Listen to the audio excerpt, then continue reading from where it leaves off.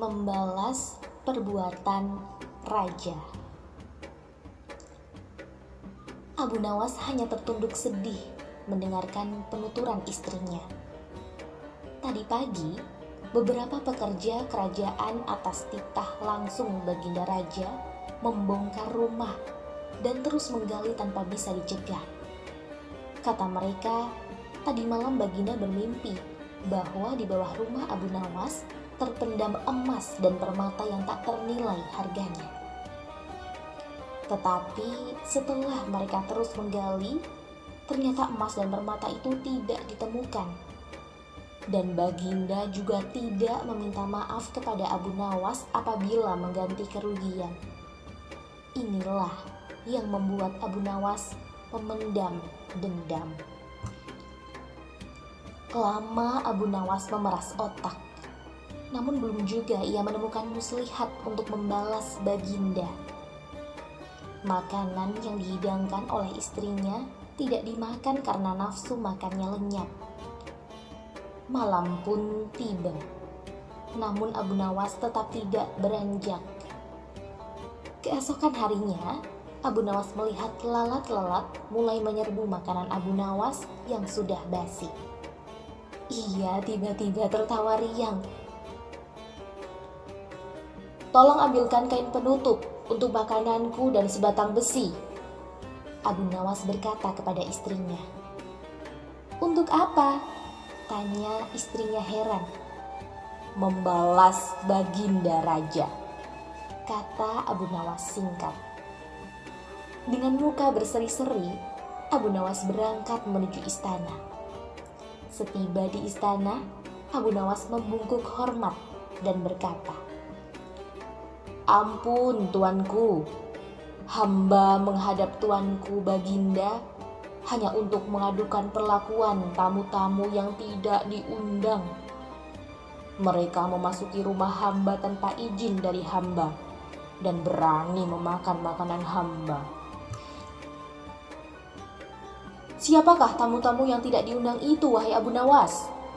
sergap Baginda kasar. "Lalat-lalat ini tuanku," kata Abu Nawas sambil membuka penutup piringnya. "Kepada siapa lagi kalau bukan kepada Baginda junjungan hamba mengadukan perlakuan yang tidak adil ini."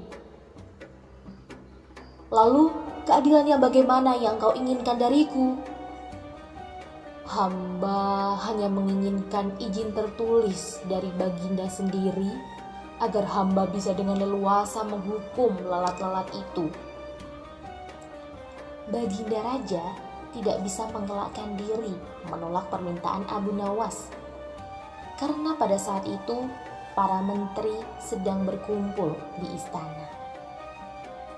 Maka dengan terpaksa Baginda membuat surat izin yang isinya memperkenankan Abu Nawas memukul lalat-lalat itu dimanapun mereka hinggap. Tanpa menunggu perintah, Abu Nawas mulai mengusir lalat-lalat di piringnya hingga mereka terbang dan hinggap di sana-sini. Dengan tongkat besi yang sudah sejak tadi dibawanya dari rumah, Abu Nawas mulai mengejar dan memukuli lalat-lalat itu. Ada yang hinggap di kaca. Abu Nawas dengan leluasa memukul kaca itu hingga hancur. Kemudian vas bunga yang indah, kemudian giliran patung hias, sehingga sebagian dari istana dan perabotannya remuk diterjang tongkat besi Abu Nawas. Bahkan Abu Nawas tidak merasa malu memukul lalat yang kebetulan hinggap di tempayan Baginda Raja. Baginda Raja tidak bisa berbuat apa-apa kecuali menyadari kekeliruan yang telah dilakukan terhadap Abu Nawas dan keluarganya. Dan setelah merasa puas, Abu Nawas mohon diri. Barang-barang kesayangan Baginda banyak yang hancur. Bukan hanya itu saja, Baginda juga menanggung rasa malu. Kini ia sadar betapa kelirunya berbuat semena-mena kepada Abu Nawas. Abu Nawas yang nampak lucu dan sering menyenangkan orang itu ternyata bisa berubah menjadi garang dan ganas, serta mampu membalas dendam terhadap orang yang mengusiknya. Abu Nawas pulang dengan perasaan lega. Istrinya pasti sedang menunggu di rumah untuk mendengarkan cerita apa yang dibawa dari istana.